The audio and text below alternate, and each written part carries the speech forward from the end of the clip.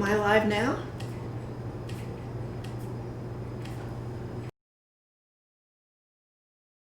Okay.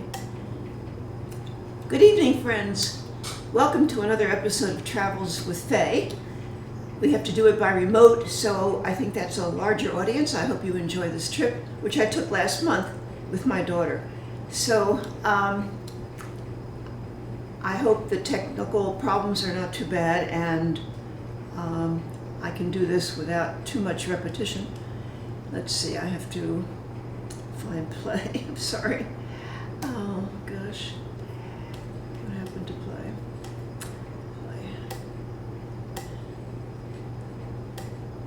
Can you start again?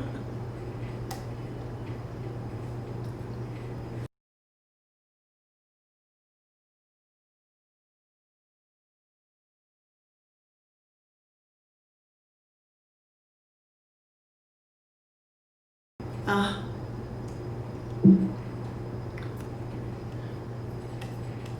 my gosh.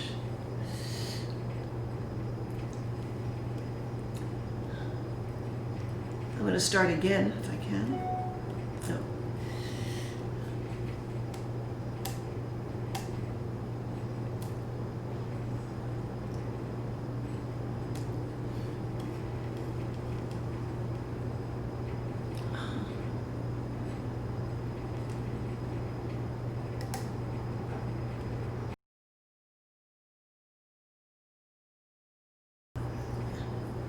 Okay, here we go. So, we were supposed to spend a little over 2 weeks in Morocco, but because of the epidemic, we had to leave a little early after about a week, which was very disappointing. So here's a typical friendly, handsome Moroccan man. And here's a sign in French, which is very common. My daughter speaks French, so she spent a lot of time speaking French to visitors and also to Moroccans. Where the arrow is that little small country on the Atlantic Ocean, Morocco, and it's in the Maghreb, which is northern Africa, which includes Algeria, Libya, as you can see, not Egypt, but Mauritania, and Western Sahara, which is disputed territory. And all of them have had a French influence. This is our itinerary, our original itinerary. So all we did was ultimately go to Marrakesh and Essaouira, and we couldn't go. Fez was our next stop. We couldn't go there. We had to leave, very sadly. And Meknes and Casablanca I've been to several times, and other places in Morocco I've been to, but I was very disappointed not to get back to Fez, which is a very interesting city. But so were the places we went to. As you can see, Algeria is just to the south of Morocco. I want you to notice the first two languages there. The top one is Arabic for the Kingdom of Morocco. And that's a script that you've seen before. But the next one is Berber, essentially, Tamazight. And it's a very strange script with, it looks like Greek letters almost. And you see that fairly often because a small percentage of people are Berber and they speak Tamazight or Berber. The capital is Rabat, which I've never cared for too much. The largest city is Casablanca, which is okay, even though Ingrid Bergman is no longer there. There's only about 18% of the land that's arable because it's a very mountainous country, as you can see from the bottom map. The mountains are in the middle. The green part is relatively flat. In the middle is mountainous, which we'll see later on when we go to the Atlas Mountains. So here's a clearer sign in Arabic on top and Berber on the bottom.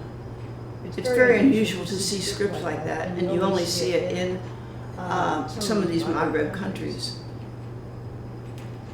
The Berbers are, in case you don't know, the indigenous people of Morocco. They were there when the Romans came in AD 40, well before that even.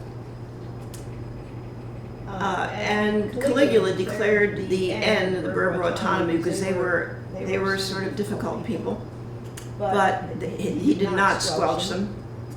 And meanwhile, people moved in from East Africa who were Islamic, and many Berbers converted to Islam because Islam promised egalitarianism, values of courage, duty, and the greater good, which they liked. Later, Jewish people moved in, and many Berber Jews were occurred. So it's a very interesting mixture there. The Jews essentially are no longer there because of the Arab-Israeli war and the bad feelings toward each other. But the Jewish influence is fairly marked. This flag is the flag of the Berber people, even though it's not obvious that there's any disagreement between the Berbers and anybody else. Here are some Berbers, and they look a little bit different from the East Africans, but they are from the Neolithic age. They've been around a long time. So Maghreb, I talked about that already. There's 100 million people in the Maghreb. It's a pretty extensive site, as you can see from the green area on the map. It used to be referred to as the Barbary Coast or the Barbary States, which is a term derived from the Berbers. And they also were known as the Moors, or the Roman Africans, because the Romans occupied Morocco for a while. So the language is Tamazgha, which translates the land of the Berbers, and the symbol is a symbol of free people. They would like an independent state called Azawad, but it's never really become an issue. Here's more about the Berber Jews, which were there since the 6th century BC, and they have had a lot of influence in trade in Morocco, much less now, since 1948, when most Jews left. Here's some new words, maybe not so new: Riyadh, Berber, Maghreb, Souk, Medina, Kasbah, Fandouk. We'll talk later about what a Fandouk is.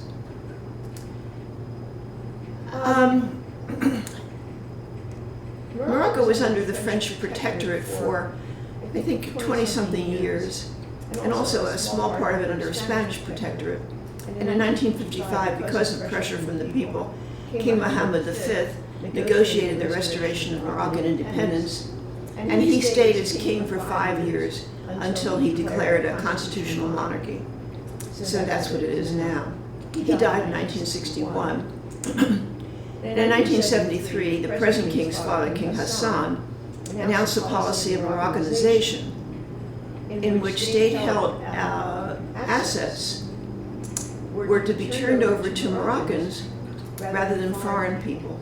So that meant that the proportion of industrial businesses in Morocco that were Moroccan-owned immediately increased from 18 to 55%. That was a blow to France, but still they have pretty good relations between France and Morocco. There's a lot of Moroccans go to school in France, a lot of Moroccans live in France. There is 1,514,000 Moroccans living in France, which represents the largest community of Moroccans outside of Morocco. And there are about 755,000 Moroccan nationals, I said that. And a large number of French people live in Morocco, have another house in Morocco. Moroccans are 20% of France's immigrant population. There's still some parts of Morocco that are still under the Spanish protectorate. We don't have to go into that.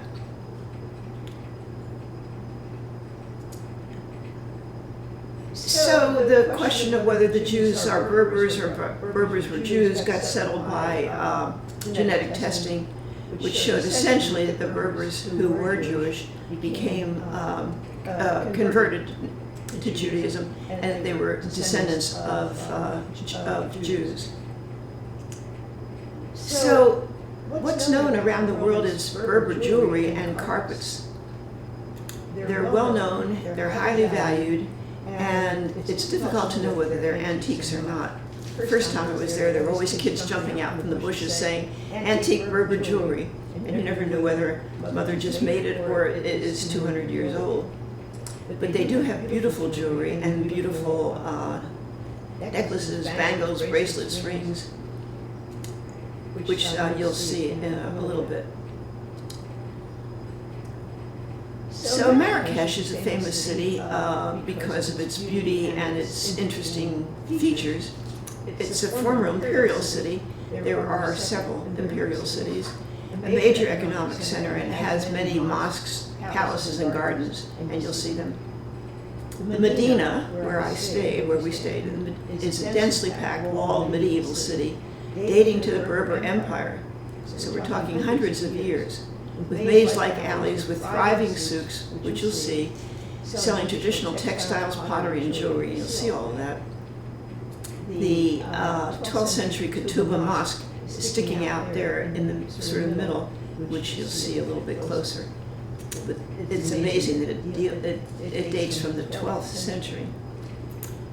Marrakesh has under 1 million people, if it can be counted. It's a little hard to count the way the people are distributed.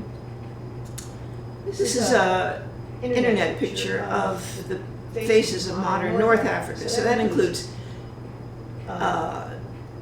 Tangier and Algeria and Tunisia, not Tangier, but Mauritania, so a lot of different faces.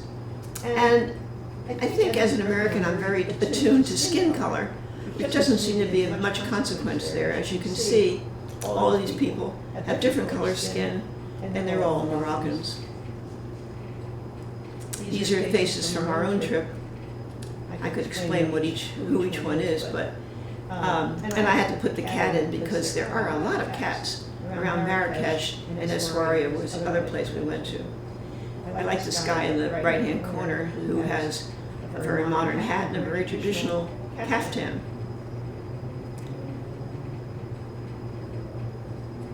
This is us. That's Kamala, and that's me.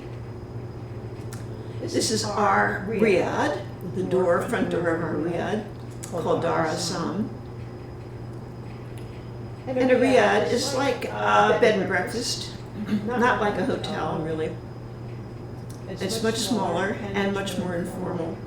And there's usually no elevator, which was a bit of a problem, because there was a third floor of our place, which had a great view, I understand, but I never climbed up the stairs to find out.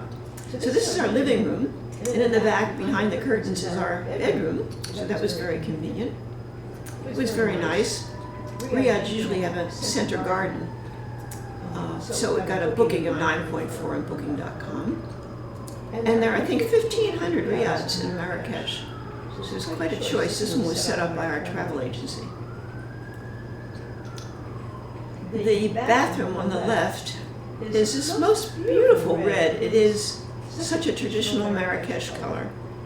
I'm tempted to paint my whole apartment that color. It's so beautiful. And on the right is our bedroom, which you can see into the bathroom from it. And that's the living room. And behind the cushions is a water. It's not a pool exactly, but a little body of water, I guess in lieu of a garden. And this is our breakfast that comes with the riad. It was very nice. Dinner is extra, but also very nice when we ordered it. And there's Omar. There are several young people there who work in the riad who were very nice to us, extremely helpful.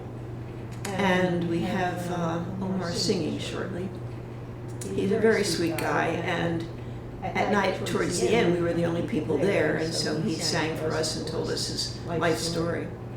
We found that the men of Marrakesh, anyway, Morocco, that we found, were very good-looking, very courteous, very well-learned, spoke several languages, as Omar does, and were delightful to have around. I recommend the place to single women because these poor guys don't make much money, and some of them have several jobs, and they don't get married till later because they just can't afford it. Here's Omar.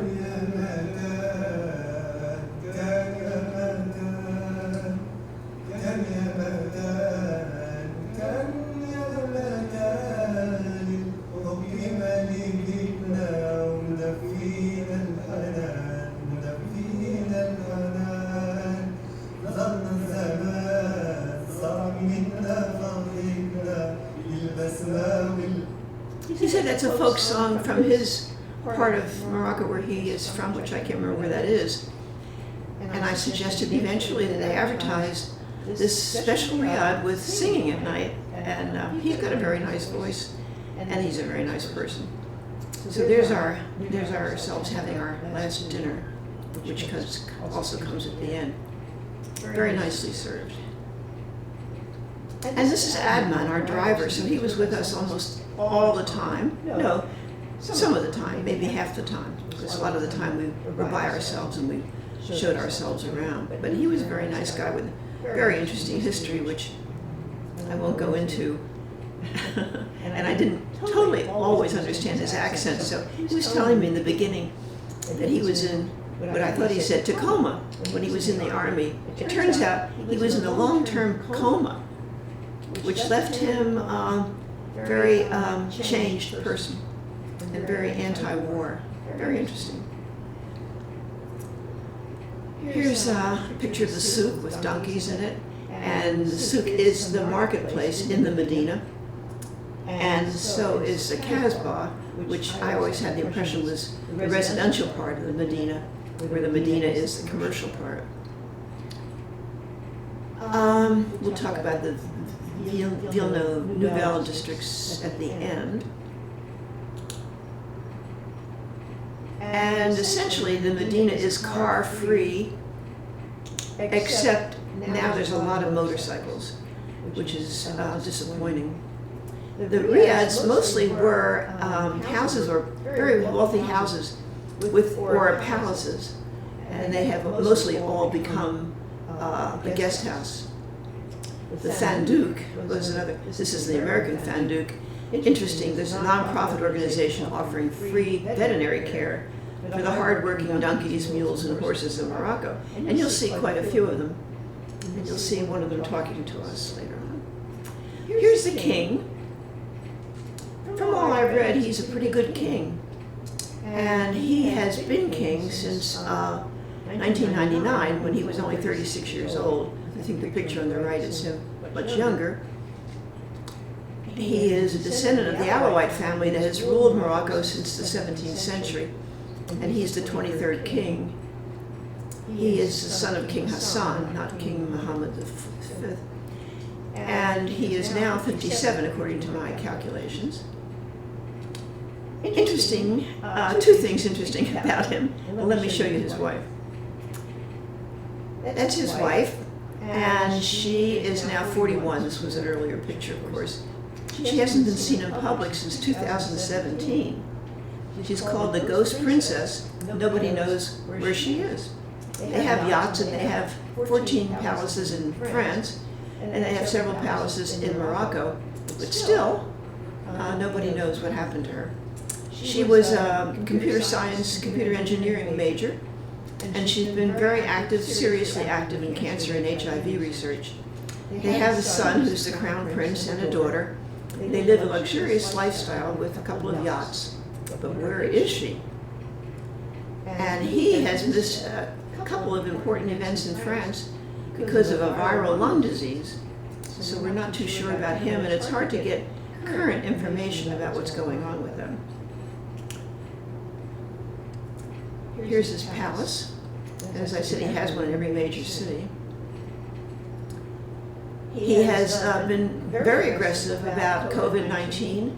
He's insisted on social isolation. Most businesses are closed, and they were closed like the minute before we left. It was really alarming. And they make about 18 million masks a day. They work closely with China, and they do significant research. The king made sure that the country is food self-sufficient, which is the case now. They do have plenty of food. And the king works with other African countries on best practices and uniform measures with COVID. Morocco has 161 deaths and over 4,000 cases. For Ramadan, he typically helps poor families, and he's provided help to 3 million families on this holiday now. I think Ramadan is now. And if you know the king, you should know the drink. Mint tea is the drink of Morocco, preferably poured from high places, and you'll see what I mean later on. Here's the dirham, which is the currency of other countries in the Maghreb as well, I think. This is a theater, which unfortunately we didn't go into. Very beautiful. This is the Koutoumi Mosque, which is the most famous and oldest mosque in Morocco, in Marrakesh. And close up, it's very interesting, the carvings on it. It was built in the 12th century. Unfortunately, non-Muslims are not allowed in, so we never saw it. It's a big tourist thing, as you can see from the taxi cabs lined up. And the tile work is considered typical Berber tile work. It has a reflecting pond in front of it and a fountain. Here's a public well. It's not in a good part of town, but it's very pretty. I'm not sure now if anybody drinks from it. It's a butcher shop. There's a lot of butcher shops around. This one is a real shop, but the meat's outside. And this is what the streets look like. Not streets, I guess, alleyways. With this rosy stucco that's so typical of Marrakesh. But you'd be interested to see what men wear. I don't know the difference between a jalaba and a kaftan, but this is what they look like. And a lot of men wear headdresses like the man on the right. And the man on the right here too. And here is a guy dressed in Western clothes talking to another man who is wearing a jalaba with a head covering. So I guess whatever you want to wear, you wear. The man on the right is wearing babouche, those typical Moroccan slippers. And here's a little square that we liked. It was the woman's wearing a kaftan and head covering. The cat's not wearing anything. And the man's wearing a jalaba. And women also wear all sorts of things. Mostly they wear the kaftan or the jalaba. It's very unusual to cover the face. But unlike Saudi Arabia, for example, color is perfectly okay. Here's a fancy kaftan. It's expensive, I think. And here are working women dressed in what you would call on the right what you see in Saudi Arabia when Africans come to visit to go to Mecca. But they're very busy at work and they're very productive. This woman on the left is a woman we saw, and she has decorated her travel jacket with this pretty scarf and pretty things on it. And here on the right is a leopard jalaba. Here's from Oscar de la Renta, a kaftan that sells for only $3,290, but free shipping. And another Oscar de la Renta kaftan for $4,290, in case you're interested. Here's a very pretty kaftan. And here's a working woman going home, I guess, with hers and a head covering. And here's a store with all these kinds of kaftans and jalabas. And here, right near our riad, is all the used clothing you could want and shoes. And I'm not sure where this is, but anyway, and I don't think there's a real camel and a real elephant. And you can go to Amazon or other websites for Moroccan jewelry, kaftans, and jalabas. They're on Etsy and many other internet sites. These are some of them that I found. And the price is not bad. And they're pretty. The one on the left is a man's kaftan, but it's good for sleeping in. Here's some characters from the Medina. This guy is wonderful.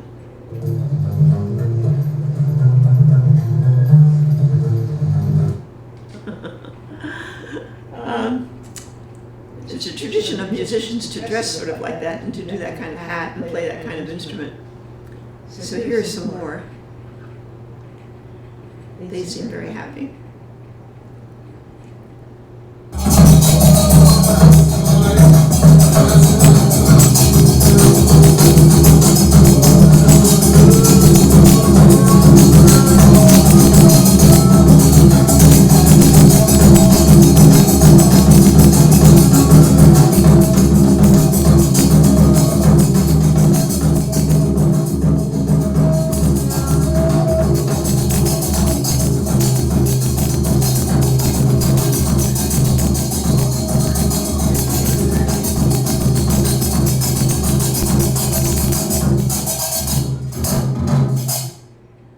Very well with one of those hats.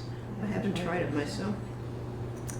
This guy is a traditional musician, decked out as a traditional musician with a bright instrument, all painted and decorated.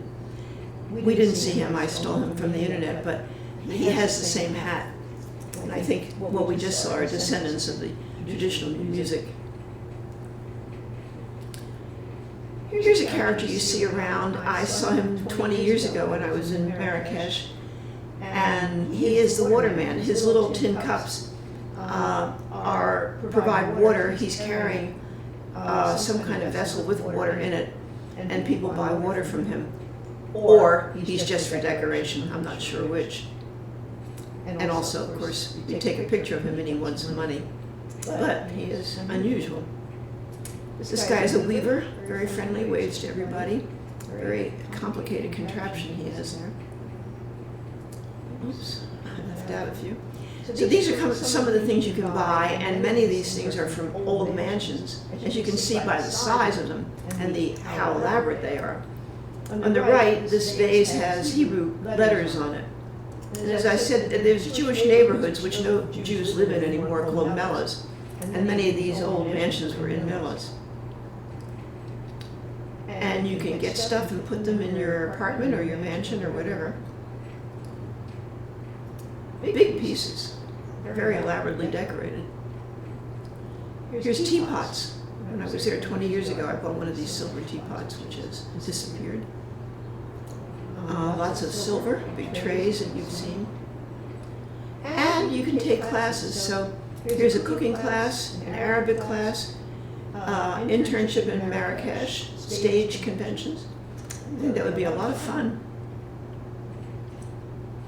Here's carpets, which are beautiful. Of course, Berber carpets, which are on the left, are very well known and really exquisite.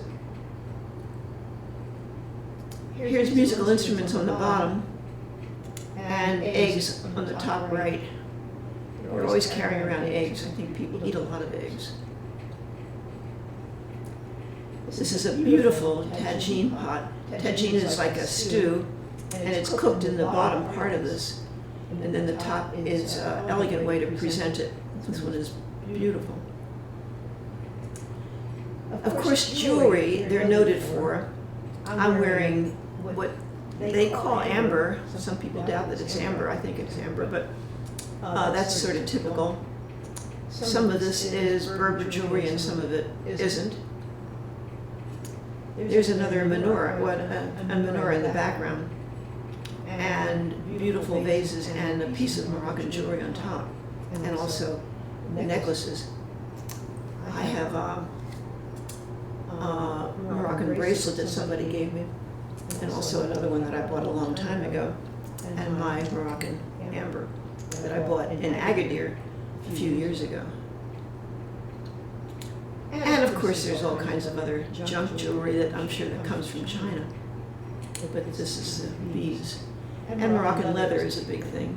And here's a store where you can buy a jalaba or kaftan. More jewelry. The necklace on the right I did buy. It wasn't expensive, but it was cute. And there were a lot of places to take selfies. This was in the hat district. And there are a lot of friendly donkeys you could probably buy if you wanted one. It's interesting, this haircut salon, that they feature essentially Caucasian men with their sort of strange haircuts. There were a lot of spices and herbs and other things besides spices in these containers, which are so colorful, so beautiful. Really amazing.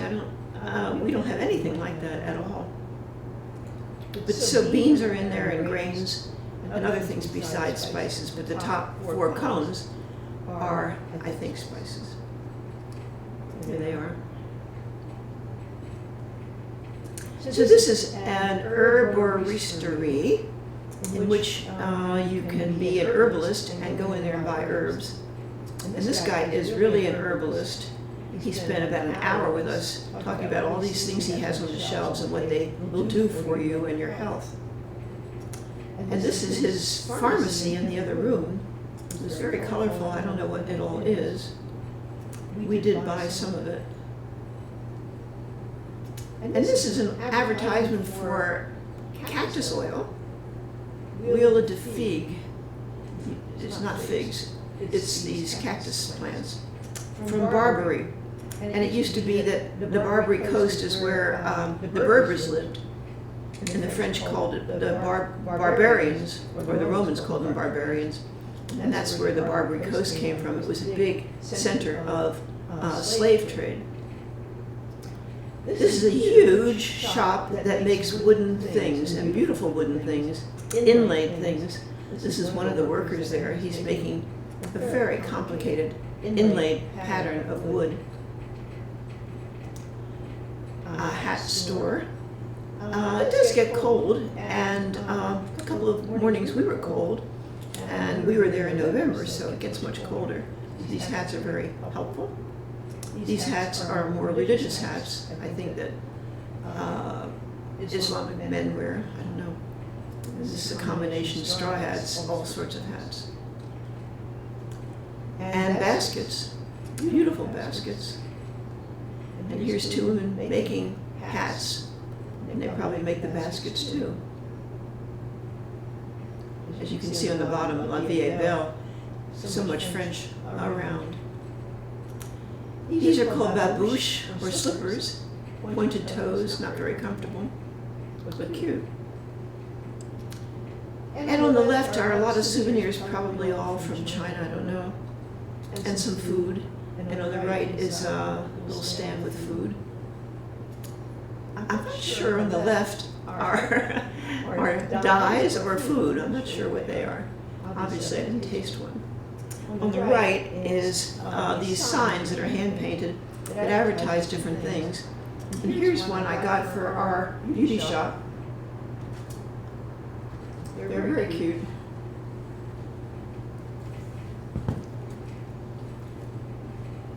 The doors and doorways in the Medina are really elaborate and charming. As you can see, we assume that some of the houses inside are equally elaborate. This is, my daughter says, that because the schools are now closed, somebody decided to do a math lesson for the kids on this door. Okay, that's one hypothesis. Otherwise, it looks like graffiti to me, but she could be right. More doors. Beautiful work, really beautiful. So this is all the shopping you can do and the artisans you can see in the Medina. This guy had stores, a huge store full of lamps. And this guy is a lamp maker, an actual artisan. Here's some beautiful lamps and other things. These big stores of antiques are amazing. You go in them and they just are packed with stuff. I'm not sure who buys the stuff, but you can see that the kind of houses they came from were immense and fancy houses. The menorah on the right uses oil, not candles, and it's obviously an antique. Here's tagine pots, which I think are so beautiful. We stumbled in this place. We were walking towards someplace, and this door was open. It was about 3 o'clock in the afternoon, and we walked in. My motto is, if the door is open, walk in. And it turned out to be a beautiful garden restaurant. And this was our very nice waiter. Fits the bill. Spoke several languages, very nice, good looking, polite. And this is the garden that we could see from our table. So beautiful. And this is where our tea was served. And you can see in the front is a place for water. There's no water in that right now, but beautiful tile work. Beautiful. Kamala having her tea. And I forgot his name, but he's learning to pour.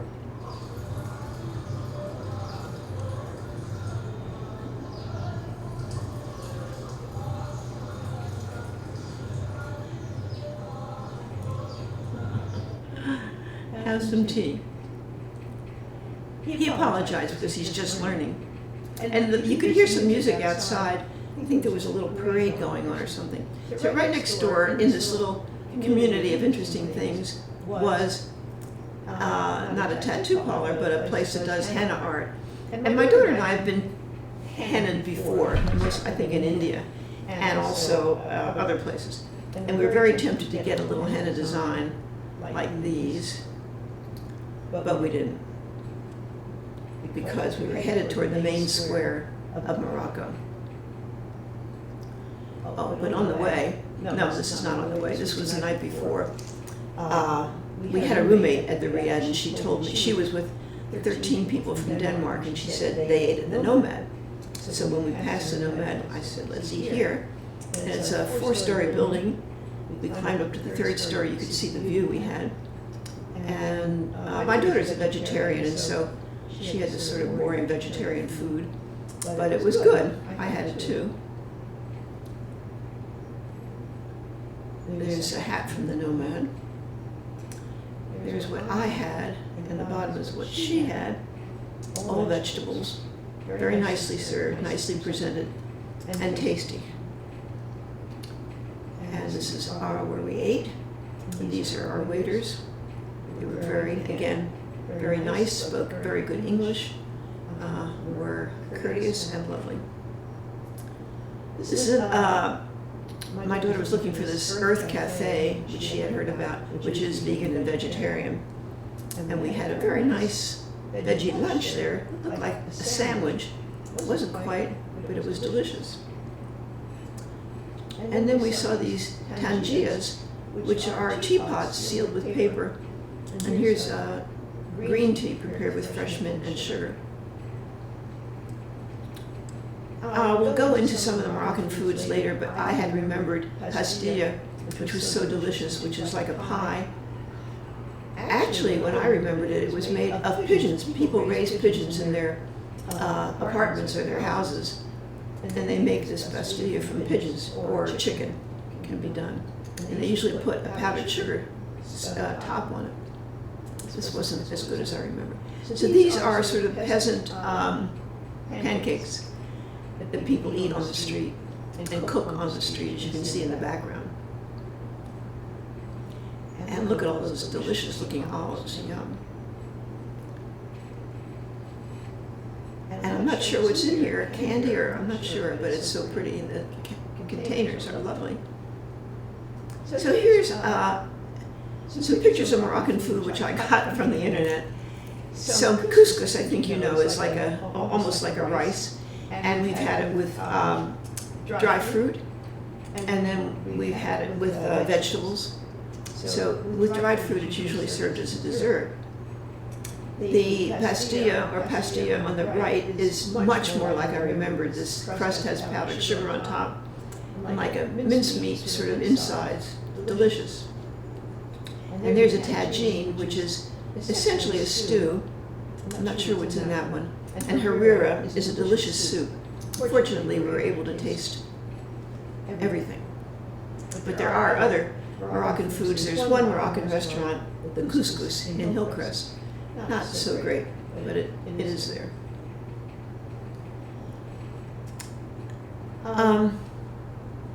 This is the beginning of the Margell Gardens. And at that time, of course, I guess all the time, the bougainvillea are blooming and very luxurious. So Jardin Majorelle was given to Marrakesh by Majorelle, but then changed a lot by Yves Saint Laurent, who, with his partner, lived near there and converted the Jardin Majorelle to its current status and actually bought it. It's a wonderful place, you'll see, very wonderful. So there's the gardens, and then there's a Berber museum, and there's an Yves Saint Laurent gallery. So I'll show you all of those things. I think it's 3 acres, but I'm not sure. So this is what the gardens look like. Beautiful colors in there. Beautiful cactuses. And bamboo, which I hadn't seen anywhere else, anywhere.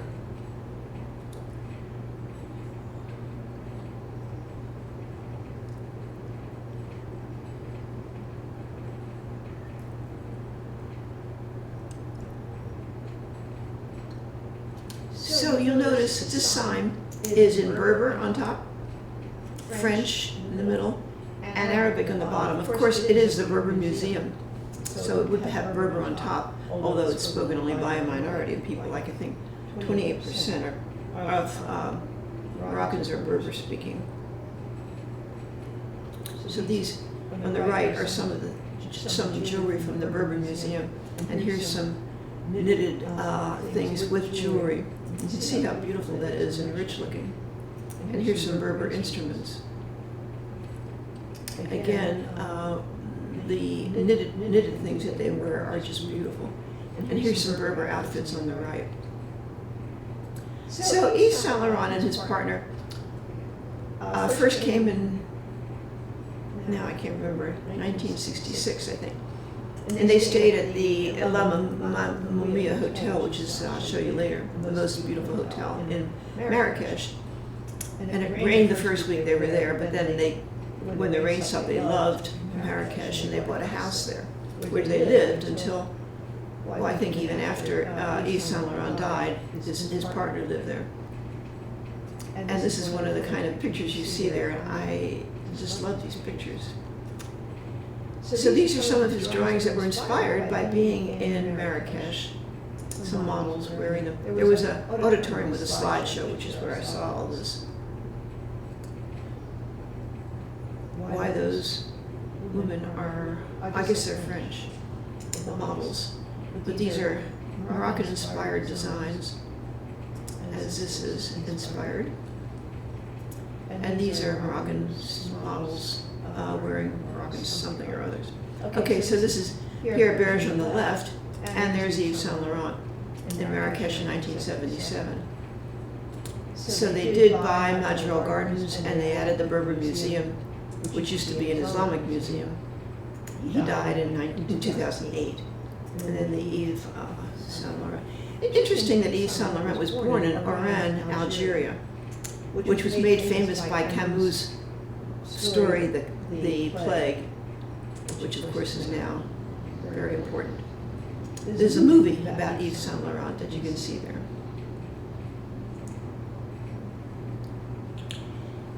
Don't ignore the numbers. But so there's all kinds of transportation in Morocco, and probably just in Marrakesh anyway that I know this. There's a bicycle built for one, I think, like her socks. And I love that picture, and I love what she's wearing, but it looks like a rental bike that you see around here.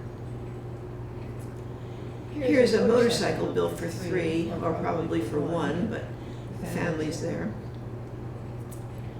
Lots of horses and carriages. We took several, well maybe a couple, and they were very elegant, like this one.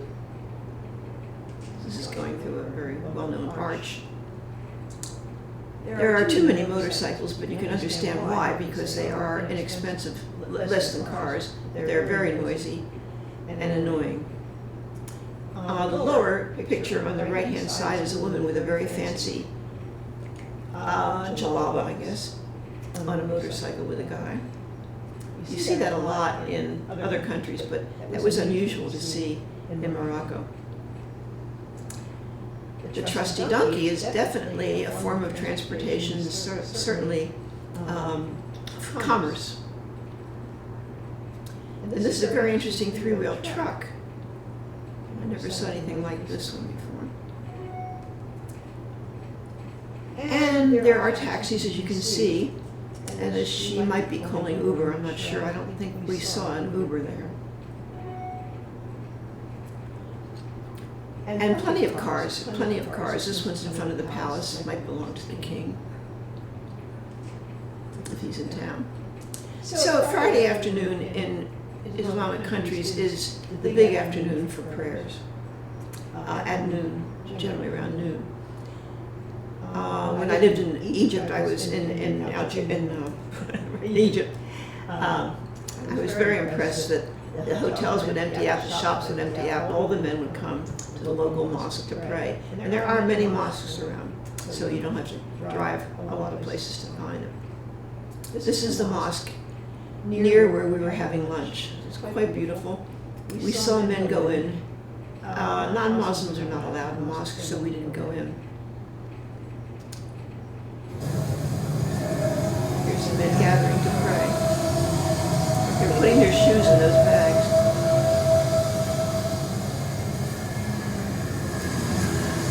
The man in the back seems to be disabled.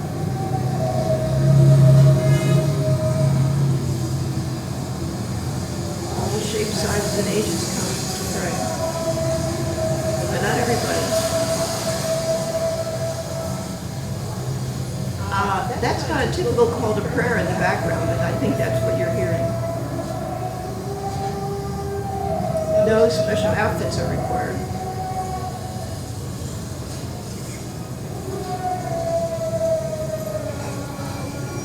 It looks like most of the men are just bypassing the mosque, but it looks like about a third of them are coming in. Or less. Here's the waterman coming to pray. We thought that was an accomplishment to see him come to pray.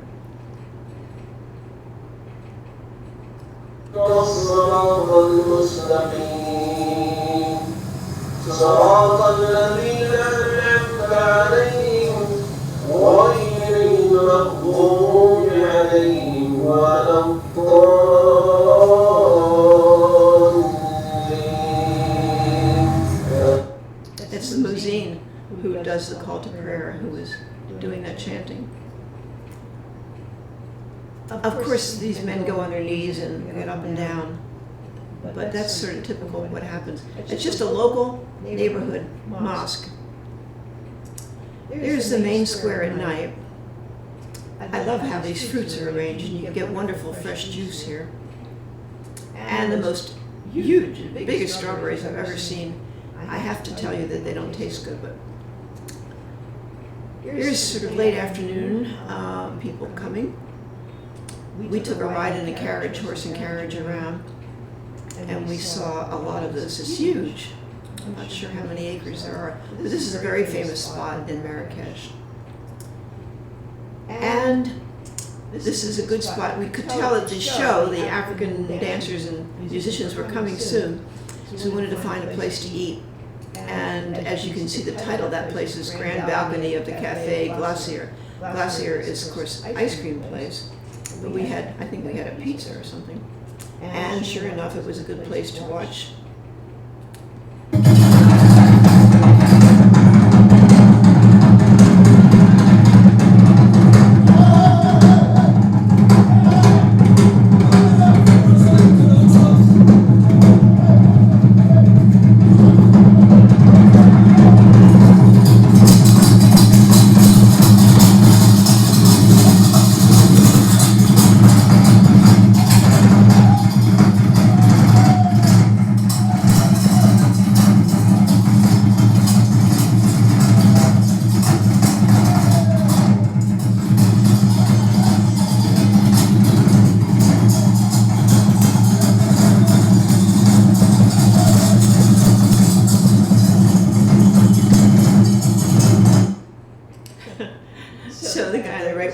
conductor, I guess. And I guess at first when one of the men had fallen down and they picked him up. It was very exciting. Here we go again. That means give money.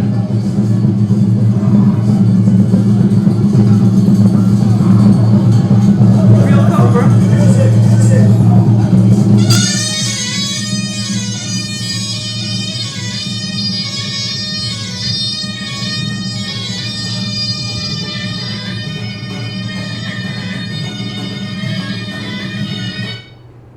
That's typical snake charming music. You hear it in India and everywhere when they have snake charmers.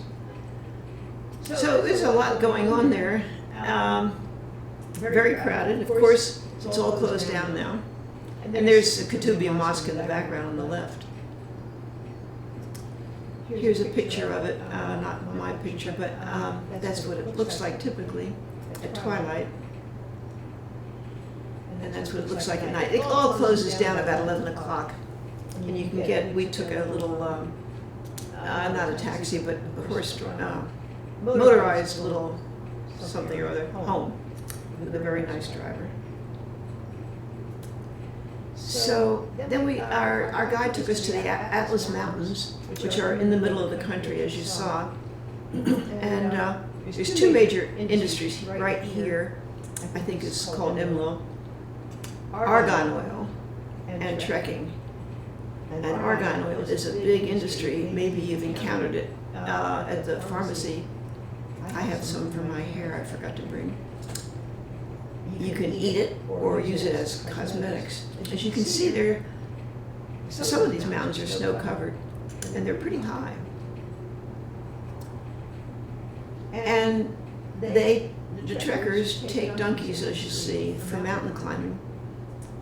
And some of the trees are bare, and some of the trees are these beautiful fruit trees, which are now flowering. Right here, flowering. Beautiful.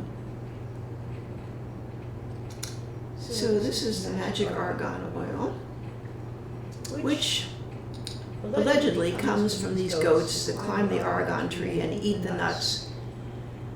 This story is disputed, but and I've heard this before, I saw these trees in Agadir, that they excrete the nuts, and they're going through their system makes the nuts softer so they can be used. And the oil is used, as I said, in cosmetics and for eating. You can see them. It's quite remarkable. They're beautiful goats, by the way. So there's some of these are argan nuts, some of them are almonds, some of them are honey. And this is a grinder, which I first saw was I didn't know what it was, but what it is they put in argan nuts, almonds, and honey. And out comes this delicious stuff. We bought some, ate it on our whole trip. It was absolutely delicious on toast or just plain with our fingers or whatever. It's delicious.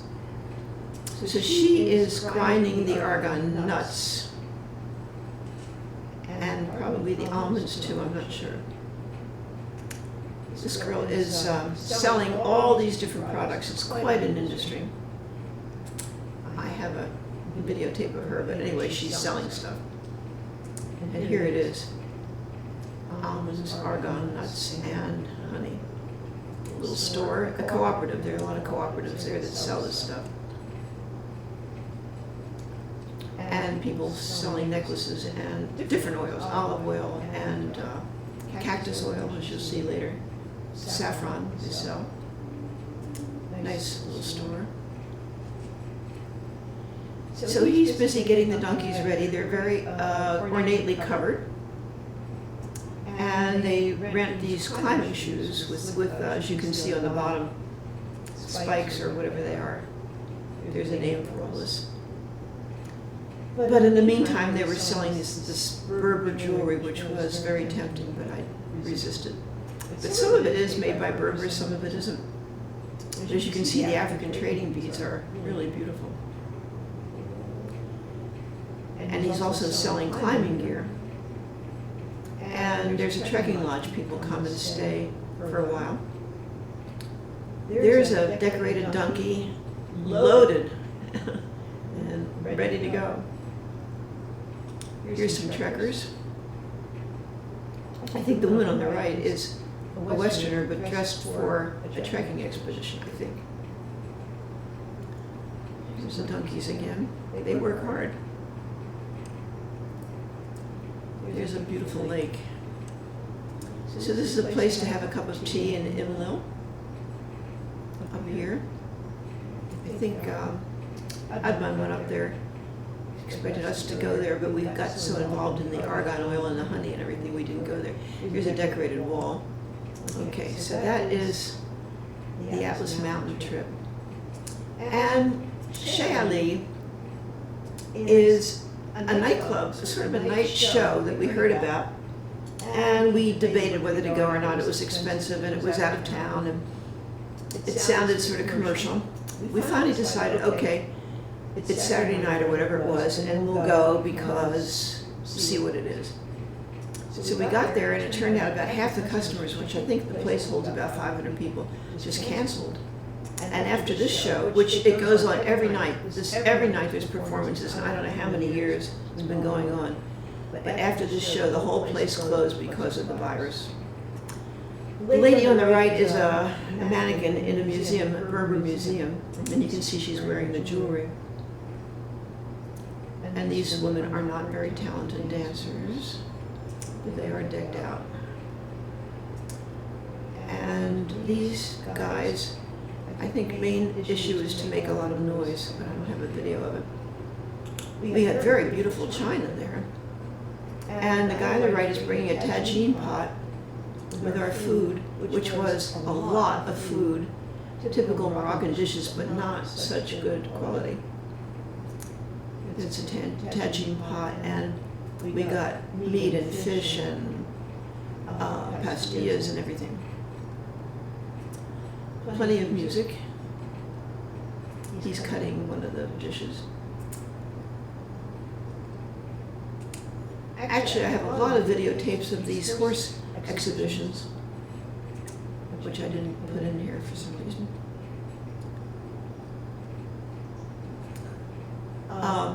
We sat with this couple from Paris, sort of an interesting couple, not too interesting. And you can see in the background that they've made this place into a big castle. And in the middle is this huge grounds for riding. This chariot, the horse came up to us to say hello, but the other ones I didn't put in. So we spent a few days in Essaouira. I finally learned how to pronounce it, Essaouira, which is a beautiful little town on the Atlantic Ocean. We loved it.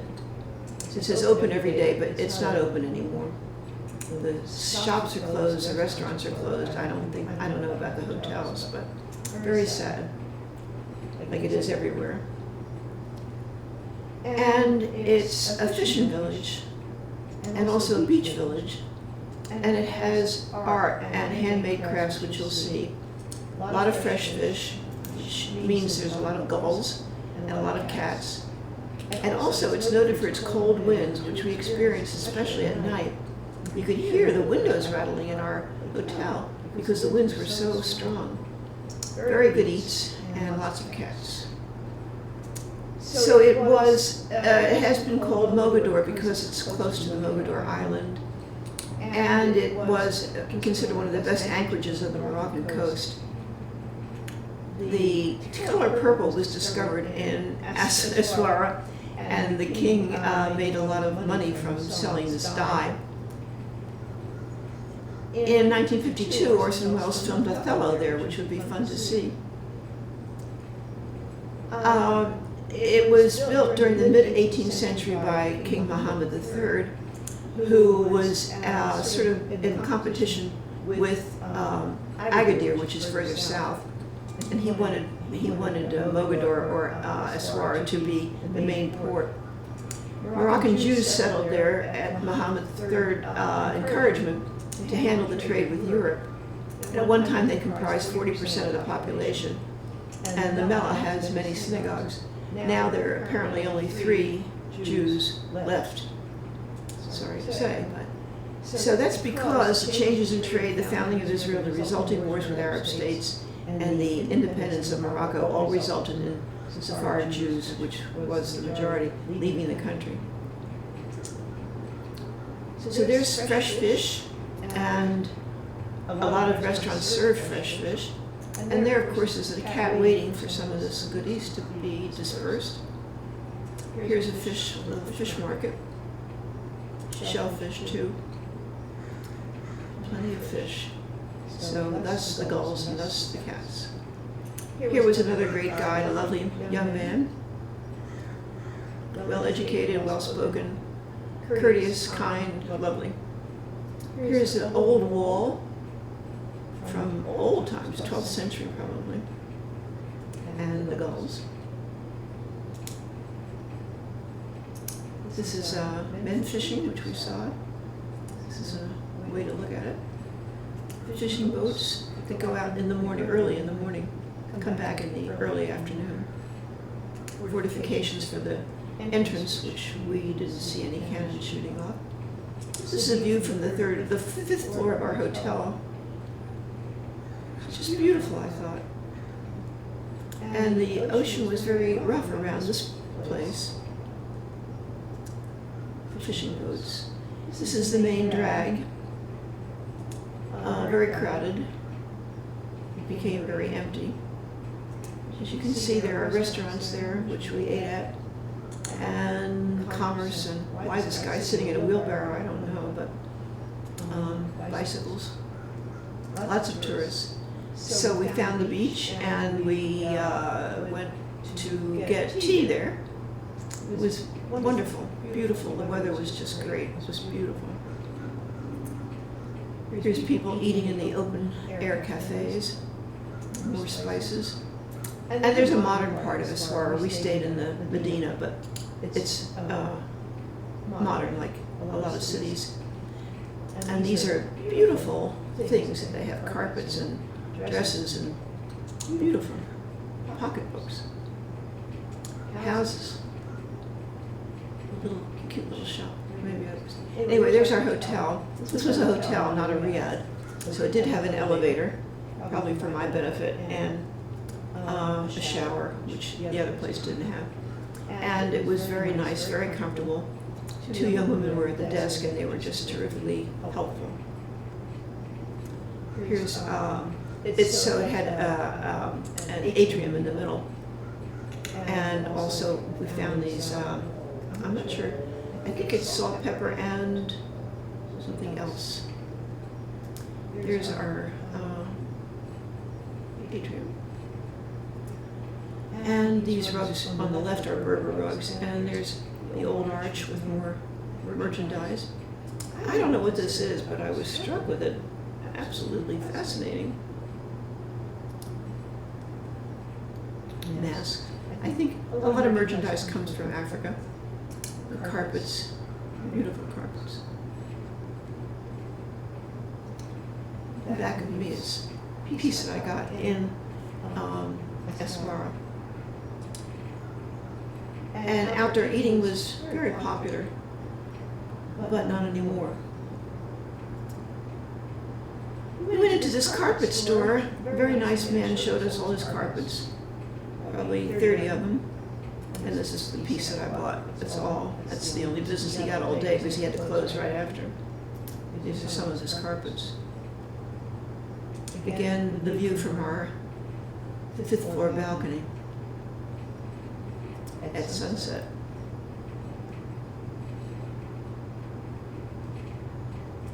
This was Kamala walking down the street, which was essentially deserted. A woman is sitting there, I'm not sure what her situation is. Again, spices, dishes, plates, herbs. This is the cafe on the right where we had lunch the day before, I'll show you, which as soon as we got up from lunch, they had to close it. This is beautiful wall art. A lovely shopping area. This was an important French building, but I don't remember what it was.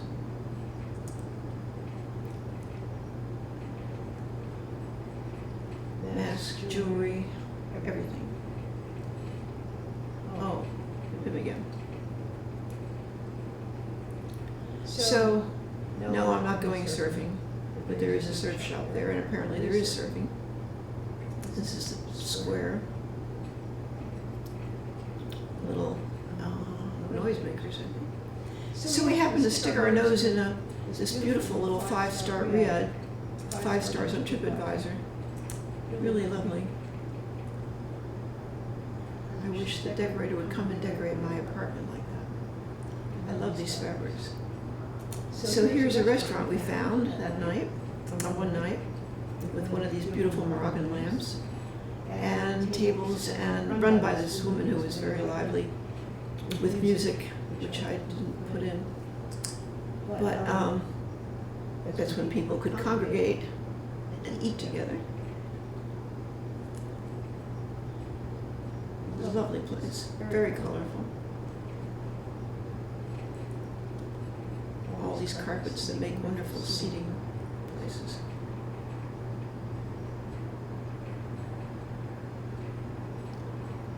Beautiful place on this beautiful red background. And what, jalaba, I guess. Another one. Closed the next day. Probably still closed. The food was delicious. This is in the town part, although it's called the Medina, but it's, I think, an apartment house. There are cats all over the place, and they find the best, most picturesque places to sit.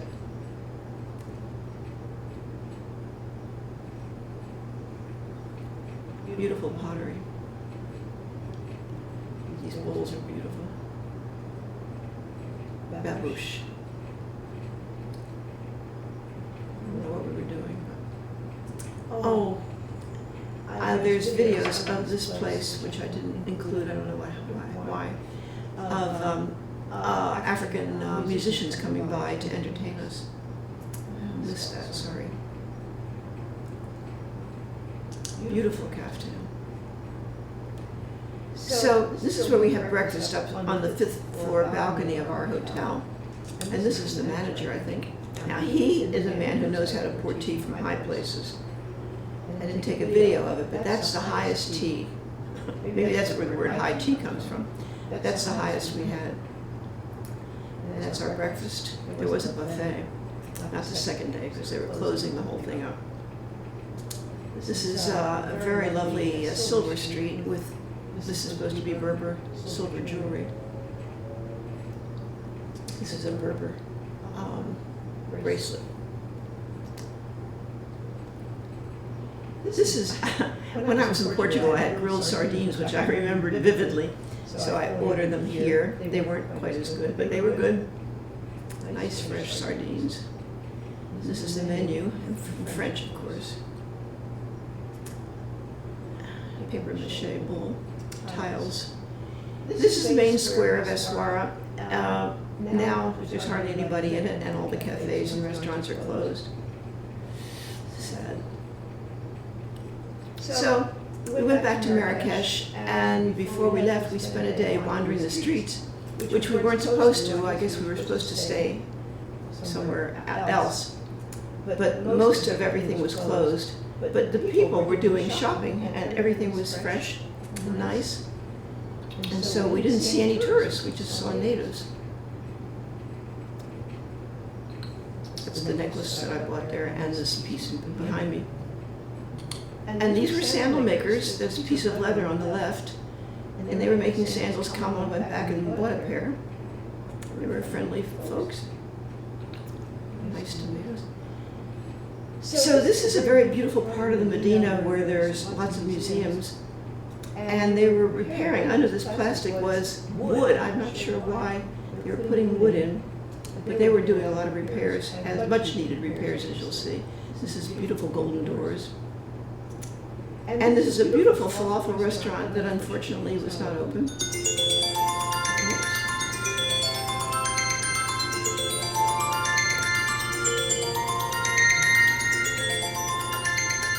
Sorry, it means I've been talking for over an hour. But if you're still there, you don't have to be, of course, you can continue. For some reason, this was a poster pasted on the wall. I don't understand what it was, honoring fatherhood or something. More of the Medina and beautiful doors. This is a museum of Marrakesh, closed. Another museum, photographic arts, I think, closed. So this was construction going on, which was a very good idea because half of the structures are crumbling in the Medina. This was another museum of photography. Beautiful. Look, you can see how crumbling this is.